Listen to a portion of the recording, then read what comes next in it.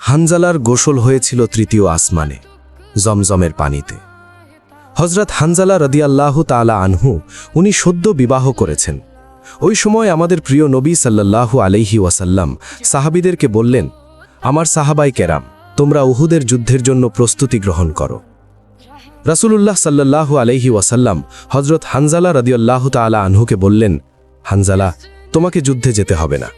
তখন হানজালা রাদিয়াল্লাহু তাআলা আনহু বললেন, ইয়া রাসূলুল্লাহ, আপনি যুদ্ধে যাবেন, কাফেরদের সঙ্গে যুদ্ধ করবেন, আর আমি সেখানে না গিয়ে স্ত্রীর সঙ্গে আমোদ প্রমোদ করব?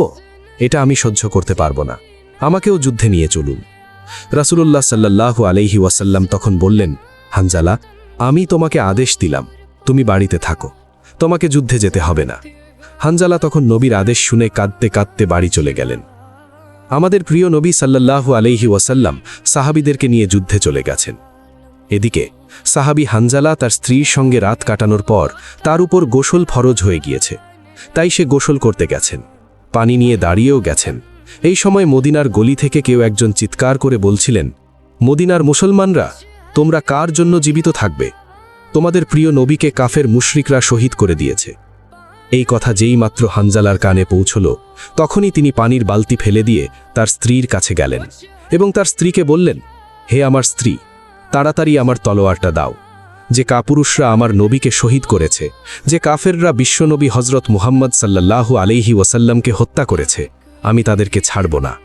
আজ হয় তারা মরবে, না হয় আমি মরব।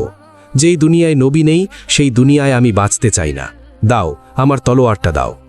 তখন হানজালার স্ত্রী বললেন, আপনি আমার নবীর হত্যাকারীকে হত্যা করতে যাচ্ছেন, যান, আমি বাধা দেব না, আমার বাধা দেওয়ার অধিকার নেই। তবে আপনি দয়া করে গোসল করে পবিত্র হয়ে যান, কেননা আপনার উপর গোসল ফরজ হয়ে গিয়েছে। এছাড়াও আপনি যদি উহুদের ময়দানে শহীদ হয়ে যান, আমি কোনো দুঃখ করব না। উত্তরে হানজালা বললেন, না, যদি আমি গোসল করতে যাই, তবে আমার নবীর হত্যাকারীরা কিছু সময়ের জন্য হলেনও বেঁচে থাকবে। এটা আমি হতে দিতে পারি না। আমার যেই দুনিয়ায় আমার নবী বেঁচে নেই, ওই দুনিয়ার পানি দিয়ে আমি গোসল করতে পারি না। এই বলে তিনি তলোয়ার নিয়ে চলে গেলেন। উহুদের ময়দানে তিনি অনেক কাফেরকে হত্যা করলেন। এক সময় যুদ্ধ করতে করতে তিনি শহীদ হয়ে গেলেন। যুদ্ধ শেষ হয়ে গেলে আল্লাহ ও রাসূল সাহাবীদেরকে বললেন, হে আমার সাহাবীরা, তোমরা যাও, গিয়ে দেখো আমার যে সকল সাহাবায়ে কেরাম শহীদ হয়েছেন, তাদের লাশ সংগ্রহ করো এবং তাদেরকে গোসলবিহীন দাফনের ব্যবস্থা করো। সকল শহীদের লাশ এনে এক জায়গায় রাখা হচ্ছে। নবীজি গুনে দেখলেন ৬৮টি লাশ রয়েছে, 2টি লাশ নেই। একজন তার চাচা হামজা রাদিয়াল্লাহু তাআলা আনহু, আর আরেকজন হানজালা রাদিয়াল্লাহু তাআলা আনহু। অস্থির হয়ে পড়লেন নবীজি। সব সাহাবাদের পাঠালেন লাশ খোঁজার জন্য। হঠাৎ বোরকা পরা এক মহিলা এসে দাঁড়ালেন নবীজির কাছে। নবীজি তাকে চিনলেন না। মহিলা বললেন, শুনুন ইয়া রাসূলুল্লাহ, কাল আপনি একটা বিয়ে পড়িয়েছিলেন, মনে আছে? নবীজি বললেন, হ্যাঁ, আমি তো হানজালার বিয়ে পড়িয়েছি, যার বিয়ের খুশিতে আমি খুরমা খেজুর ছিটিয়েছিলাম।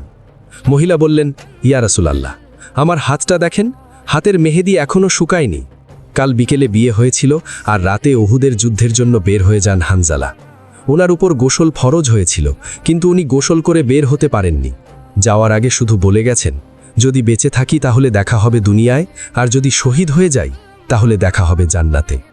নবীজি কাঁদছেন। মহিলা বললেন, ইয়া রাসূলুল্লাহ, শহীদের তো আপনি গোসল দেন না, আমার স্বামীকে আপনি একটু গোসল করিয়ে দেবেন? নবীজির সম্মতি প্রকাশ করার পর একজন সাহাবী দৌড়ে এসে বলল, ইয়া রাসূলুল্লাহ, হানজালাকে পাওয়া গেছে। সবাই গেলেন, গিয়ে দেখলেন সাদা কাফনের ভিতরে লাশের মাথায় পানি। নবীজি হানজালার মাথায় হাত দিলেন। জিবরিল আলাইহিসসালাম আসলেন নবীর কাছে, এসে বললেন, ইয়া রাসূলুল্লাহ, হানজালার কোরবানিতে আল্লাহ পাক এতটাই খুশি হয়েছেন যে আমার বাহিনীকে আদেশ করলেন তাকে নিয়ে আসতে। ইয়া রাসূলুল্লাহ, আমরা ফেরেশতারাই তাকে তৃতীয় আসমানে নিয়ে জমজমের পানি দিয়ে গোসল করিয়েছি, এবং তার শরীর থেকে যে সুগন্ধ পাচ্ছেন, এটা আল্লাহ পাকের বিশেষ খুশবু, মেশক আম্বর আতরের ঘ্রাণ। আমরাই ওনাকে কাফনের কাপড়ে আচ্ছাদিত করেছি। আল্লাহ তার প্রিয় মানুষকে কি পরিমাণ ভালোবাসেন, কি পরিমাণ সম্মানিত করেন, তা আমাদের পক্ষে কল্পনা করাও সম্ভব নয়। শহীদগণকে গোসলবিহীন দাফন করা হয়, কারণ কিয়ামতের ওই কঠিন দিন যখন মহান আল্লাহ রাব্বুল আলামিন বিচারের জন্য বসে যাবেন, তখন এই সাহাবাই কেরাম আল্লাহের সামনে দাঁড়িয়ে যাবে। মহান আল্লাহ রাব্বুল আলামিন তাদেরকে জিজ্ঞাসা করবেন, বান্দারা, তোমাদের এই অবস্থা কেন? তারা তখন বলবে, রব্বুল আলামিন, আপনি তো জানেন আমরা ওই সকল বান্দা যারা আপনার বিরুদ্ধে যে সকল কাফের মুশরিক কথা বলে তাদেরকে হত্যা করতে গিয়ে শহীদ হয়ে গেছিলাম। আল্লাহ তাআলা বলবেন, ও আমার বান্দারা, তোমরা যারা আমার জন্য তোমাদের জীবনের মায়া ত্যাগ করেছিলে তার জন্য আমি তোমাদেরকে আজ বিনা হিসাবে জান্নাত দান করলাম। সুবহানাল্লাহ। সুপ্রিয় দর্শক, এর সাথেই শেষ হচ্ছে এখনকার ভিডিওটি ভালো লাগলে লাইক দিন, আপনার প্রিয়জনদের মাঝে শেয়ার করুন। এখনকার মতো বিদায় নিচ্ছি, দেখা হবে নতুন কোনো ভিডিওতে। এতক্ষণ ধরে ভিডিওটি দেখার জন্য অনেক অনেক ধন্যবাদ।